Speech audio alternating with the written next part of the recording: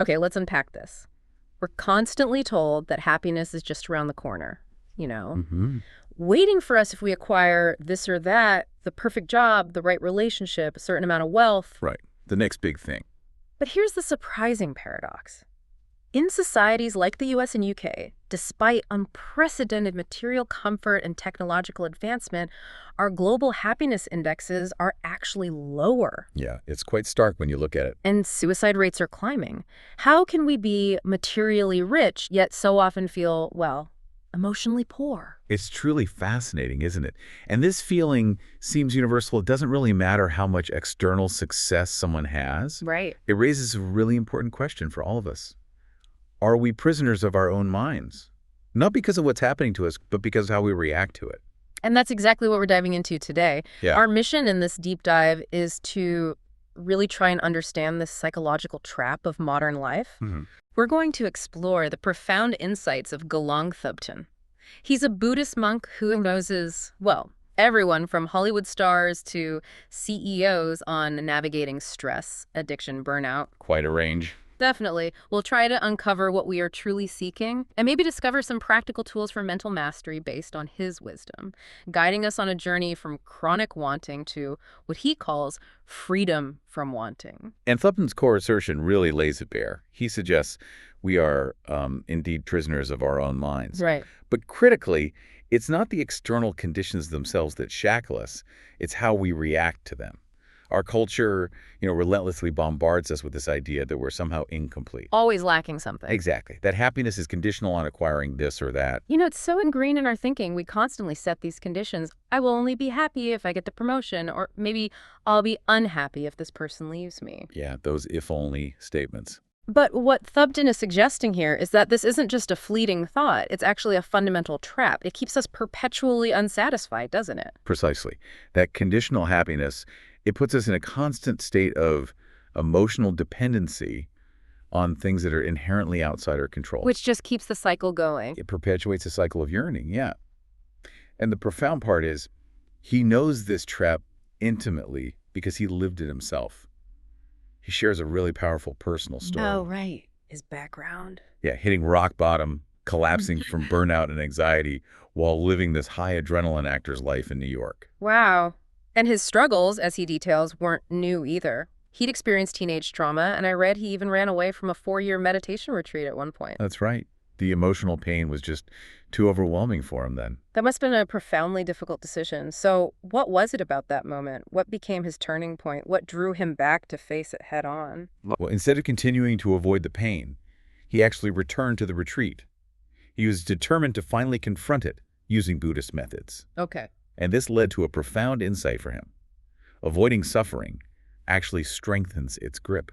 It tightens it. Ah, that's counterintuitive for most of us. It is. True transformation, he realized, begins by turning toward the pain. So he arrived back at the monastery, completely broken. Severe depression, anxiety, burnout. Just completely depleted. Totally. And he ended up staying and becoming a monk. He began to heal, not by escaping the world, but by fundamentally changing how he related to his own mind. And that transformation, that profound shifting perspective, it sounds like it was really anchored in his meditation practice. Absolutely. Can you tell us more about how he teaches meditation? Because he's quick to address some common misconceptions, isn't he? He is, yeah. It's not about spiritual theatrics, which, frankly, is a huge relief to hear. Absolutely. He really boils it down to 3 basic tools that anyone can learn. Awareness, presence, and crucially, non-attachment to thoughts. Okay, non-attachment. That sounds tricky. What does that actually mean in practice? Yeah, it's vital. And non-attachment isn't about not caring or somehow not having thoughts. That's impossible. Right. It's more about observing your thoughts, your emotions, your sensations without getting tangled up in them, without letting them control your reactions. So seeing them, but not grabbing onto them. Exactly. You see them, you acknowledge them, but you don't necessarily identify with them or act on them impulsively. This creates space. Space. Okay. And that space allows you to then address what he calls reactive thinking, which is that automatic, often unhelpful mental loop. Ah, the spiral. Yeah, where our minds jump to conclusions, worry excessively, or just replay negative scenarios over and over. What's truly compelling here is how science is actually backing this up now. I think a lot of people might still dismiss meditation as purely spiritual, maybe a bit woo-woo. Right, but Thubten emphasizes its practical and verifiable effects. So it's not just a feeling. Indeed. Studies using fMRI, for instance, visibly show that consistent meditation practices can actually alter brain structure. We see things like increased gray matter in areas related to self-awareness and compassion. Really, actual physical changes. Yes, and even a reduction in the amygdala, which is our brain's fear center.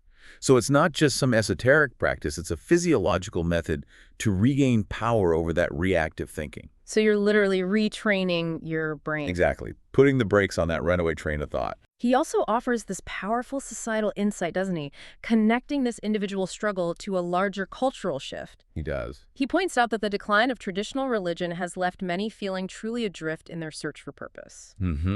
Historically, religious frameworks often provided a clear context for existence, right? A shared sense of meaning, maybe inherent meaning. And that directly impacts our vulnerability to that psychological trap we talked about. Definitely. Because when that external framework dissolves, people tend to look outward for purpose, in careers, achievements, possessions. The usual suspects. Yeah. But from a Buddhist perspective, Thubten says wanting just leads to more wanting. True purpose, he argues, is internal, not external. So looking outside just keeps you on the hamster wheel. It reinforces the cycle of dissatisfaction. He describes the trap like this. Even if you attain a goal, your mind immediately sets a new one. And the dopamine hit you get from the chase actually fades before you even achieve the goal. Oh, that's interesting. The pleasure is in the anticipation, not the arrival. A lot of it, yeah. Yeah. So you're never truly satisfied. The goalpost keeps moving. This brings us right back to that initial paradox, but maybe with a much deeper understanding now. We've got all these incredible modern advancements. Yeah. Yet societies like the US and UK are ranking lower than ever in global happiness indexes with rising suicide rates. Why are we so good at creating external comfort, but so, well, poor at cultivating internal peace? It's because consumerism, fundamentally, relies on a message that you are incomplete, that you are lacking something essential. You need this product to be happy. Exactly. Yeah. It actively fosters constant discontent. We're relentlessly conditioned to always want the next thing, the next upgrade, the next goal, the next lifestyle. And this constant seeking just sustains a cycle of emotional emptiness. It does. It keeps us looking outside. Which brings us to what might be one of the most profound insights from Thubten's teachings. What we are truly seeking isn't more things. No. But freedom from wanting. What does he mean by that exactly? He explains that when we finally get what we want, that promotion, that new car, that relationship, the relief we feel isn't because we gain something permanent or inherently valuable in itself. Okay. It's because the craving, that intense, often uncomfortable desire, temporarily stopped. Ah, so the feeling is the absence of the wanting. Precisely. Think about when you're really, really thirsty and you finally drink a glass of water. Yeah. The profound relief isn't because the water itself is magical. Right, it's water. It's because the intense thirst disappeared. That's the essence what Thubten's pointing to. What we truly desire is the absence of desire itself, the peace of non-craving. Wow. And meditation, he suggests, offers a direct path to accessing that state of peace without needing any external fulfillment at all.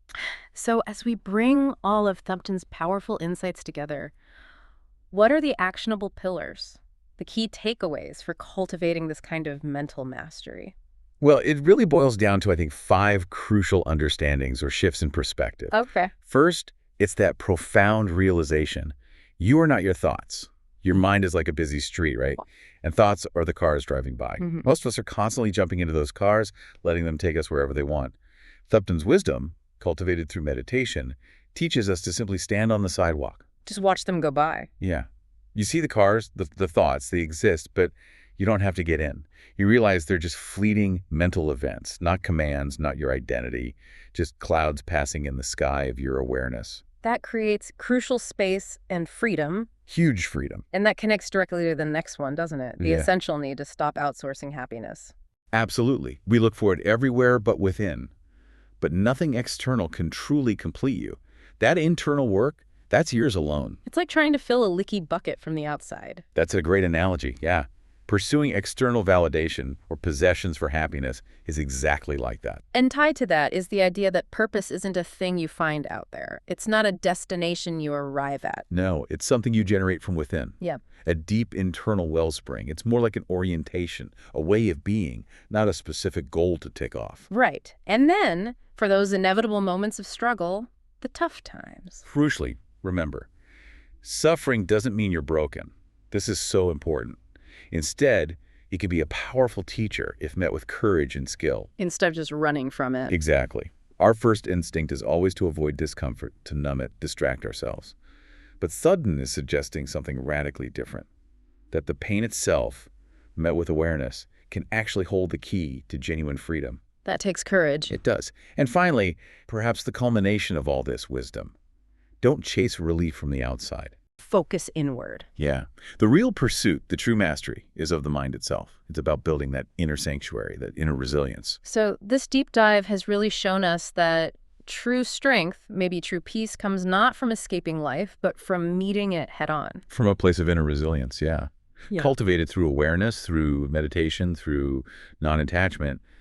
It's about changing our relationship with reality, rather than constantly trying to change reality itself to fit our desires. So the final thought for everyone listening, what does this all mean for how you approach your own desires, how you define your own happiness? Yeah. If the relief we feel when we get what we want is merely the temporary absence of craving, just think, what would it feel like to cultivate that absence without needing to chase anything at all?